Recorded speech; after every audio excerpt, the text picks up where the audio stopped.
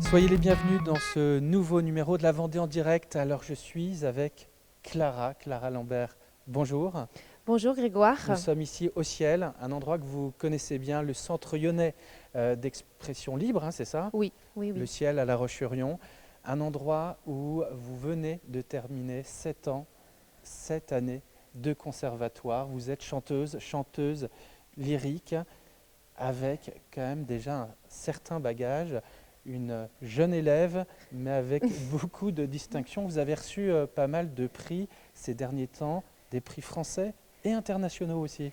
Oui, après mon DEM obtenu là en juin dernier, j'ai obtenu un 3e prix à la Fondation Belarte, au concours international de la Fondation Belarte, et un 2e prix et un prix spécial du jury au concours international du Japon, jumelé avec Bâle. Vous êtes soprano. Oui, oui, oui, c'est la voix la plus aiguë. Bon, il y a encore des voix aiguës, mais voilà, c'est une voix aiguë. La voix en dessous, c'est mezzo, ensuite alto.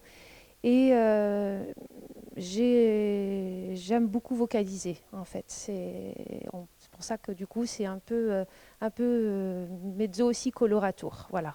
Alors, est-ce que le chant a toujours fait partie de votre vie ?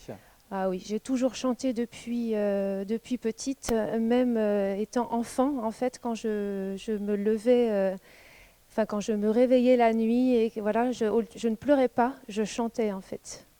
Je chantais. Et puis je suis née dans une famille, Vous avez baigné, oui, dans un milieu très musical. musical, professionnellement aussi.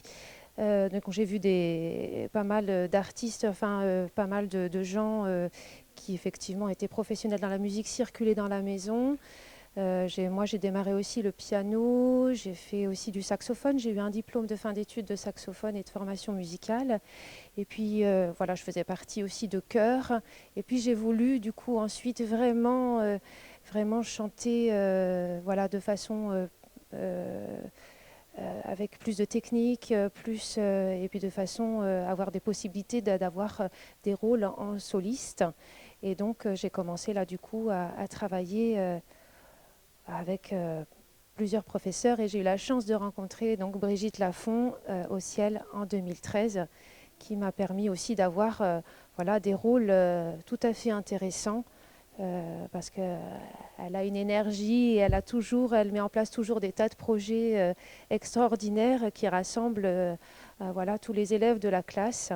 Et donc j'ai pu avoir l'occasion de jouer au reste, voilà, extrait d'Offenbach, et puis aussi Cupidon, extrait d'Orphée aux Enfers aussi, voilà, d'Offenbach. Clara, vous êtes originaire des Sables-d'Olonne, Oui. Vous résidez à Challans et vous avez une activité professionnelle, vous êtes psychologue. Comment vous réussissez à composer votre quotidien entre votre métier de psy et le chant ? J'ai envie de dire c'est presque un équilibre, parce que la pratique de psychologue clinicienne, le fait voilà, de pouvoir soutenir les patients, c'est quand même de l'énergie. Et effectivement, de pouvoir ensuite, en rentrant le soir, se mettre à travailler 2-3 heures, c'est une belle extériorisation. C'est une certaine aussi, voilà, Un relâchement. un relâchement, effectivement. Et puis, voilà. Mais bon, la voix est un miroir aussi. Elle compte dans votre activité. Complètement. La voix est vraiment le miroir du sujet. Elle est tout à fait indicatrice, au-delà des mots, de ce qu'il peut dire, de ce qu'il ressent. Elle a des marques, elle a des marqueurs, j'ai envie de dire, de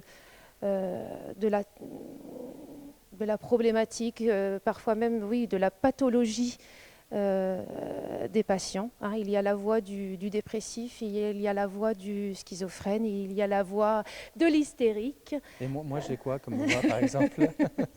Une voix calme, posée, d'un bon équilibre. Bon, ça fait plaisir.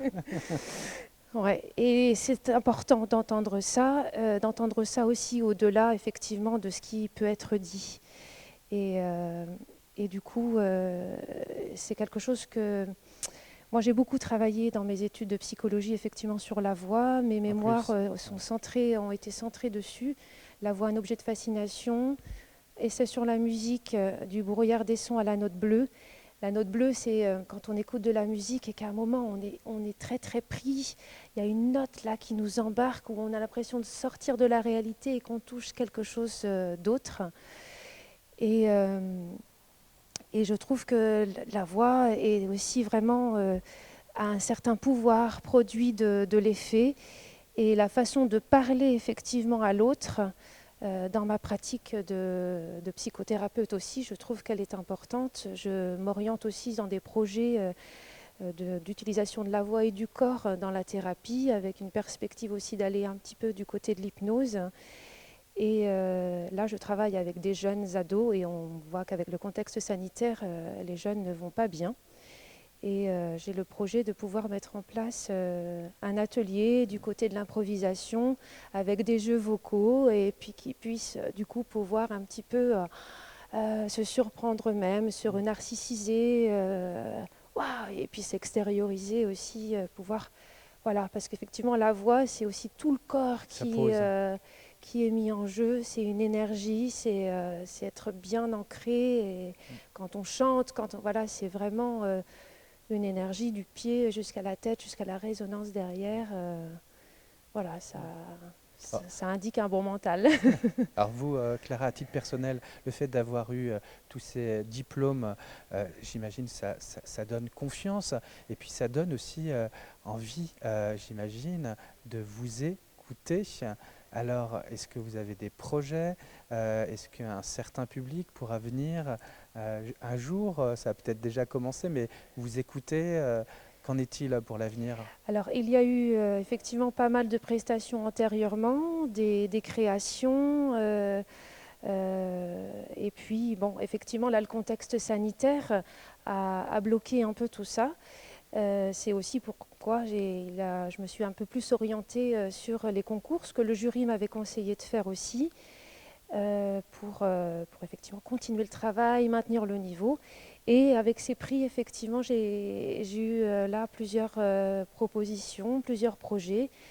Il va y avoir là une date le 16 octobre sur les Sables, peut-être aussi le 6 novembre aux Atlantes pour le 50e anniversaire d'un chœur bien connu sur les Sables d'Olonne, et puis plein d'autres choses. Enfin, je sens que là, ça, voilà, et c'est vraiment important de pouvoir effectivement chanter, de pouvoir livrer des émotions, de partager vraiment un moment fort avec le public, ce qui effectivement n'est pas le cas lorsqu'on effectivement fait des concours avec des vidéos qu'on envoie, où là, effectivement là c'est une autre expérience et c'est pas tout à fait le même partage et le lien avec le public. Merci Clara, je vous dirais bien au revoir en chantant. En tout cas, Mhm. j'étais enchanté de vous rencontrer.